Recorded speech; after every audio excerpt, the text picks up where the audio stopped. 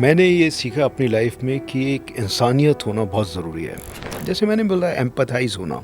अगर कोई मेरे पास में कंप्लेनेंट आया है या आपके पास में कोई आएगा, आपका कोलीग होगा जिसकी पर्सनल प्रॉब्लम्स है, जैसे मेरा अगर मान लो कोई कांस्टेबल आता है, उसके घर में कोई इशू चल रहा है, उनका हस्बैंड वाइफ का हो सकता है, बच्चे की एजुकेशन का हो सकता है, और उसको कोई ऐसी उसके पेरेंट्स को कोई बीमारी है कि जो वो जूझ रहे हैं उससे।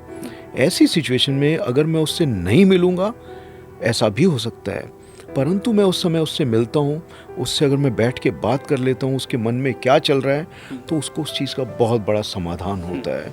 और अगर मैंने उसका काम कर दिया तो उसके लिए मेरे से बड़ा कोई भी नहीं है। तो इसलिए हम ऐसी सिचुएशन को फ़ायदा उठाना चाहिए, ऐसा मेरा मानना है। जब जिस चेयर में मैं हूँ, अगर उस चेयर में बैठ के मैं काम नहीं कर रहा या सुन नहीं रहा, तो मुझे लग रहा है कि मैं जस्टिफाई नहीं कर रहा अपनी पोजीशन को।